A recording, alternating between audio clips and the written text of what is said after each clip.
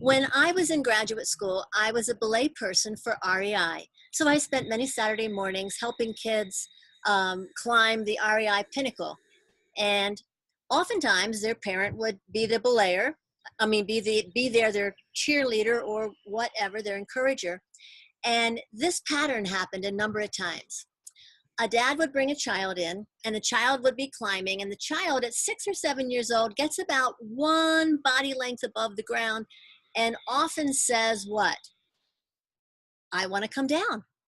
And that's very developmentally appropriate. And so many times the parents, and especially the dads, would do what? How might they encourage their children? They might say, let's get to the top, go for it, go further, push yourself. And that is all well and good in context.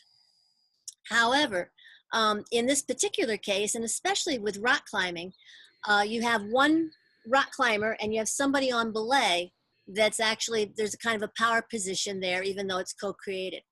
So oftentimes, if there was a child, and it was primarily young women, 6 years old, young girls, 6 or 7 years old, climbing up, getting to the point and saying, I want to come down. Dad would then say, go, go, no, push yourself. I want you to get to the top. I want you to go further. Well, I would, in my belay costume, back up to the dad and say, golly jeepers.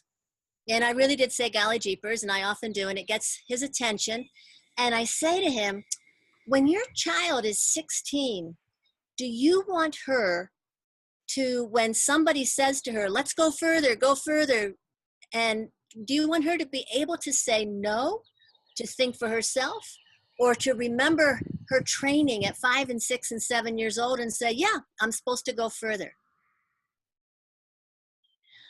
Most of the dads at that point would say, Chelsea, come down. It's okay.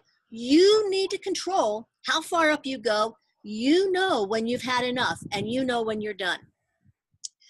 My point here is that when kiddos are young and developmentally working on setting limits and setting boundaries, climbing can be an ideal way to do that.